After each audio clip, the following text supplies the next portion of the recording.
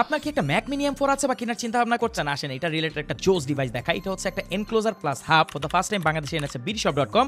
এইটার নিচে এসএসডি লাগবে আর ফ্রন্টে আছে 4টা এক্সট্রা পোর্ট এবং পেছনে আছে 4টা এক্সট্রা পোর্ট আর নিচে M.2 স্লট রয়েছে। চলেন এখানে যে রাবারটা সেটাকে একটু দেখি কিভাবে এটার উপরে বসবে। M4টাকে এত সুন্দরভাবে রাখবে, হোল্ড করবে, মনে হবে যে এটাই এটার একটা অংশ, বাট অ্যাকচুয়ালি কিন্তু জিনিসটা না। আবার হিট সিঙ্কও দেওয়া আছে।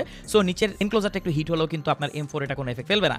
তো এইখানে একটা ইস্যু আছে, পাওয়ার বাটন যেটা M4 সবাই ইউজ করেন, পাওয়ার বাটনটা রিচ করা একটু টাফ, বাট এই স্ট্যান্ডটা থাকলে এটা একদম সহজ হয়ে যাবে। এটার সাথে কিছু স্ক্রু ড্রাইভার এবং একটা বুক দেওয়া আছে, এই বুকটা একটু পরে নেবেন আর একটা শর্ট কেবল দেওয়া আছে টাইপ সি। চলেন আমরা স্ক্রু ড্রাইভারটিকে বের করি, কারণ এটাকে আমরা এখন ইনসার্ট করব একটা M.2 এসএসডি। এই দেখেন এসএসডি কানেক্টর এখানে রয়েছে, এখান থেকে আমাদের স্ক্রু হোল্ডারটা বের করে নিয়ে আসতে হবে এবং সাথে কিন্তু একটা স্ক্রু থাকবে, স্ক্রুটাকে খুলে ফেলতে হবে। তো এরপরে স্ক্রু হোল্ডারটাকে সুন্দর মতো এখানে বসিয়ে নিচের দিকে প্রেস করলে এটা জায়গা মতো বসে যাবে। এবার এসএসডি কে খুব সাবধানের সাথে বসিয়ে আমরা এখানে স্ক্রুটাকে অ্যাটাচ করে দিব। দ্যাটস ইট, আমাদের এখানে কাজ কিন্তু শেষ। এবার কাভারটিকে আমরা সুন্দর মতো লাগিয়ে দেখেন স্ক্রু ড্রাইভারে কিন্তু স্ক্রু লেগে থাকে, এটা ভালো বিষয়।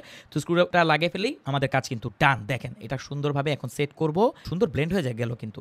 এখন এই থান্ডারবোল্ট পোর্টে আমরা কানেক্ট করে নিব। এটাকে ইউজ করার জন্য এক্সট্রা কোনো পাওয়ারের দরকারই হয় না। তো এটা কিন্তু পাবেন শুধুমাত্র আপনি BDShop.com, সারা বাংলাদেশের যে কোনো প্রান্তে আপনি হোম ডেলিভারি নিতে পারবেন। ম্যাক মিনি M4 থাকলে এটা আপনার ডেফিনেটলি নিতে হবে।